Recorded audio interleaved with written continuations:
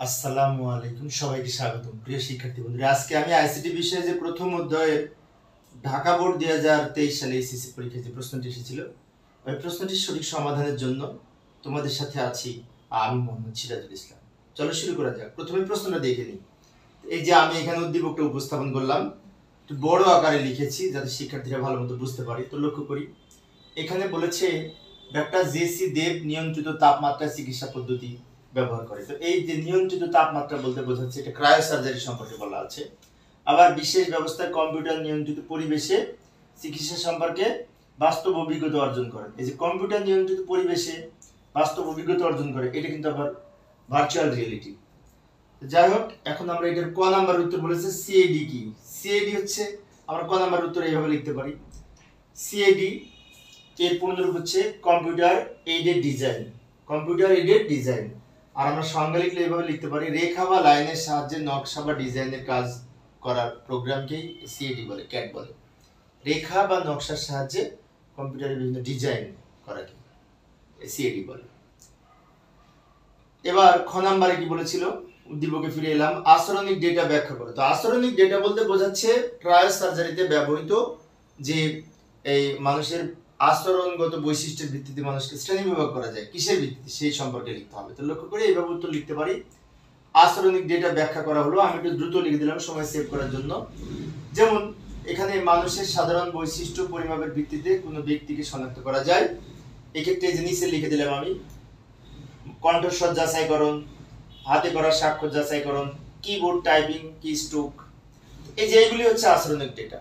যেমন কণ্ঠস্বর যাচাইকরণের মাধ্যমে মানুষকে চেনা যায় আলাদা করে। কণ্ঠস্বর যাচাইকরণের মাধ্যমে মানুষের কণ্ঠ একজনের সাথে আরেকজনের মিলবে না। তা আমি এইগুলোর ব্যাখ্যা দিচ্ছি না, কারণ উপরে যে ব্যাখ্যা আছে এগুলি আমরা নিজেদের মতো বানাই লিখি। আমি মূলত একটু বুঝিয়ে দিচ্ছি যাতে তোমরা লিখতে পারো। অর্থাৎ প্রত্যেক মানুষের কণ্ঠের বৈশিষ্ট্য, সুরের উচ্চতা, সুরের মূর্ছনা সহ বিভিন্ন বৈশিষ্ট্য আলাদা আলাদা হয়, এর ভিত্তিতে মানুষকে চেনা যায়। আবার এই যেমন সিগনেচার ভেরিফিকেশন বলতে হাতের লেখা যাচাই করো, অর্থাৎ হাতের যে সিগনেচার, মানুষের এক একজনের সিগনেচার এক এক রকম হবে, হাতের সিগনেচার বিশ্লেষণের মাধ্যমে মানুষকে আলাদাভাবে চেনা যায়। আরো লিখতে পারি আচরণিক ডেটার মধ্যে টাইপিং কি স্ট্রোক, অর্থাৎ মানুষের টাইপ করার পদ্ধতি এক একজনের এক এক রকম, যাকে বলা হয় টাইপিং কি স্ট্রোক। এইভাবে খ নাম্বারের উত্তর। তোমাদের চিত্র অঙ্কন করার দরকার নেই, জাস্ট একটু তোমরা এখন পারবে হয়তো লিখতে, আমি একটু বুঝিয়ে দিলাম। আবার উদ্দীপকে ফিরে এলাম। তো উদ্দীপকের গ এবং ঘ এই দুটো প্রশ্ন আমি বুঝিয়ে দিচ্ছি যাতে তোমরা লিখতে পারো। গ নাম্বারে বলেছে উদ্দীপকে উল্লেখিত ডাক্তারের প্রশিক্ষণ গ্রহণের প্রযুক্তিটি ব্যাখ্যা করো। তো প্রশিক্ষণ গ্রহণের প্রযুক্তিটি হচ্ছে যে 3 নাম্বার লাইনে আছে, চিকিৎসা পদ্ধতি সম্পর্কে বাস্তব অভিজ্ঞতা অর্জন করেন কম্পিউটারের সাহায্যে। তো এইটা হচ্ছে এই এই যে ভার্চুয়াল রিয়েলিটি, এই যে আমি নিচে এখানে উপস্থাপন করলাম, প্রশিক্ষণ গ্রহণ করেছে চিকিৎসা সম্পর্কে, সেটা ভার্চুয়াল রিয়েলিটি সম্পর্কে ব্যাখ্যা দিতে হবে। আবার ঘ নম্বরে বলেছে উদ্দীপকে উল্লেখিত পদ্ধতিতে তথ্য ও যোগাযোগ প্রযুক্তির অবদান মূল্যায়ন করো চিকিৎসা পদ্ধতিতে। তার মানে এখানে ক্রায়োসার্জারি চিকিৎসা পদ্ধতি কি ছিল, যে সবার উপরে লেখা ক্রায়োসার্জারি। ক্রায়োসার্জারি সম্পর্কে ঘ নম্বরের উত্তর লিখতে হবে। এখানে ক্রায়োসার্জারি কি, ক্রায়োসার্জারির পদ্ধতির গুরুত্ব সম্পর্কে আমরা এখানে বিস্তারিত বর্ণনা করব। আর গ নম্বরে এই ভার্চুয়াল রিয়েলিটির ব্যাখ্যা দিব। তো ভার্চুয়াল রিয়েলিটি হচ্ছে কাল্পনিক কোনো পরিবেশকে বাস্তবের ন্যায় অনুভব করা যায়। আচ্ছা আমি একটু লিখে দেখাচ্ছি, বাকিটা তোমরা লিখবে, সমস্যা নেই। এই যে এইভাবে লিখতে পারি, ভার্চুয়াল রিয়েলিটি বলতে কি বুঝি, এই যে প্রকৃত অর্থে বাস্তব নয় কিন্তু বাস্তবের চেতনা অনুভবকারী বিজ্ঞান নির্ভর প্রযুক্তিকে ভার্চুয়াল রিয়েলিটি বলে। ভার্চুয়াল রিয়েলিটির মাধ্যমে কাল্পনিক কোনো পরিবেশকে বাস্তবের ন্যায় অনুভব করা যায়। এইভাবে ভার্চুয়াল রিয়েলিটি সম্পর্কে আমরা আরো কিছু ব্যাখ্যা দিতে পারি। ভার্চুয়াল রিয়েলিটি হচ্ছে কাল্পনিক কোনো বিষয়কে বাস্তবের ন্যায় অনুভব করা যায় এই প্রযুক্তি। আমি একটু দ্রুত দেখাচ্ছি সময় সেভ করার জন্য, তা না হলে থিওরি আমি যতই লিখে দিই না কেন তোমরা নিজেদের মধ্যে বানাই লিখবে, সেই জন্য আমি একটু দ্রুত বুঝিয়ে দিচ্ছি। লক্ষ্য করি, ভার্চুয়াল রিয়েলিটিতে আমাদের এই কম্পিউটারের মাধ্যমে শক্তিশালী গ্রাফিক্স তৈরি করা হয়, সিমুলেশন তৈরি করা হয়, যার মাধ্যমে ভার্চুয়াল রিয়েলিটি বাস্তবায়ন হয়। তো এই ক্ষেত্রে এই যে কিছু ভার্চুয়াল রিয়েলিটিতে উপাদান ব্যবহৃত হয়, যেমন মাথায় হেড মাউন্টেড ডিসপ্লে, হাতে ডেটা গ্লোভস, শরীরে একটি পূর্ণাঙ্গ বডি স্যুট, চোখে বিশেষ ধরনের চশমা, যে চশমার সাথে এই হেডফোন যুক্ত থাকে। এগুলো আমরা ভার্চুয়াল রিয়েলিটি সম্পর্কে লিখতে পারি।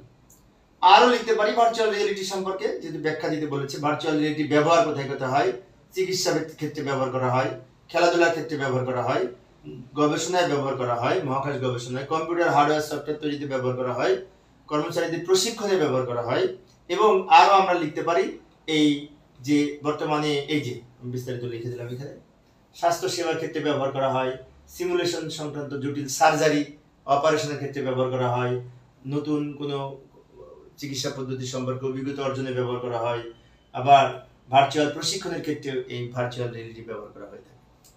এইভাবে লিখতে পারি। ঘ নাম্বার উত্তর তোমরা হয়তো পারবে। ঘ নাম্বার উত্তরটা হচ্ছে ক্রায়োসার্জারি সম্পর্কে বিস্তারিত ব্যাখ্যা সহ ক্রায়োসার্জারির গুরুত্ব লিখতে হবে। এটা তোমরা পারবে, হয়তো বইতে একবার পড়লে তোমরা পারবে। এইভাবে আচ্ছা আমি একটু দেখিয়ে দিচ্ছি। আমি ভাবছিলাম ঘ নাম্বার তোমরা পারবে, কিন্তু আমি একটু দেখিয়ে দিচ্ছি। যে ঘ নাম্বারে বলেছিল চিকিৎসা পদ্ধতিটি ব্যাখ্যা করো, মানে এই ক্রায়োসার্জারির ব্যাখ্যা দিতে হবে। ক্রায়োসার্জারির ব্যাখ্যা আমরা এইভাবে দিতে পারি। ক্রায়োসার্জারি বলতে কি বুঝি? নিম্ন তাপমাত্রা চিকিৎসা পদ্ধতিটি হলো ক্রায়োসার্জারি পদ্ধতি। এবং ক্রায়োসার্জারি পদ্ধতি হচ্ছে, ক্রায়োসার্জারি হলো এমন একটি চিকিৎসা পদ্ধতি যার মাধ্যমে শরীরের অত্যধিক ঠান্ডা তাপমাত্রা প্রয়োগ করার মাধ্যমে রোগাক্রান্ত বা অস্বাভাবিক টিস্যুগুলো ধ্বংস করা হয়। ক্রায়োসার্জারিকে ক্রায়োথেরাপিও বলা হয়। এছাড়া আরো লিখতে পারি ক্রায়োসার্জারি সম্পর্কে। ক্রায়োসার্জারির ব্যবহার কোথায় কোথায় হয়? ছোটখাটো চর্মরোগে ব্যবহার করা হয়, লিভার ক্যান্সারে ব্যবহার করা হয়, প্রোস্টেট ক্যান্সারে ব্যবহার করা হয়, লাং ক্যান্সারে ব্যবহার করা হয়, ওরাল ক্যান্সার, সার্জিক্যাল ব্যাধিসমূহ চিকিৎসার ক্ষেত্রে, টিউমারের ক্ষেত্রে ক্রায়োসার্জারি পদ্ধতি ব্যবহার করা হয়। এই সমস্ত চিকিৎসায় যেহেতু ক্রায়োসার্জারি ব্যবহার করা হয়, সেজন্য ক্রায়োসার্জারির অবদান ব্যাপক। এইগুলি লেখার পরে আমরা ক্রায়োসার্জারি সম্পর্কে আরো কিছু গুরুত্ব লিখবো। ক্রায়োসার্জারির যে গুরুত্বের মধ্যে রয়েছে, এটা পার্শ্ব প্রতিক্রিয়া নেই, আবার এটিতে কম খরচ কম হয়, অপারেশন করার প্রয়োজন হয় না। এইভাবে আমরা আরো কিছু বানিয়ে লিখতে পারবো ইনশাআল্লাহ। তো এই ক্রায়োসার্জারি কৌশল সম্পর্কে যদি আমরা আরেকটু লিখতে পারি, যে ক্রায়োসার্জারি কিভাবে কাজ করে। ক্রায়োসার্জারি পদ্ধতিতে টিউমার টিস্যু তাপমাত্রা যখন আমরা এই যে ক্রায়োপ্রোব মেশিনের মাধ্যমে যখন আমরা ক্রায়োজেনিক এজেন্ট প্রবেশ করাই, তখন 12 সেকেন্ডের মধ্যে -41 থেকে -196 ডিগ্রি তাপমাত্রায় নামিয়ে আনা হয়।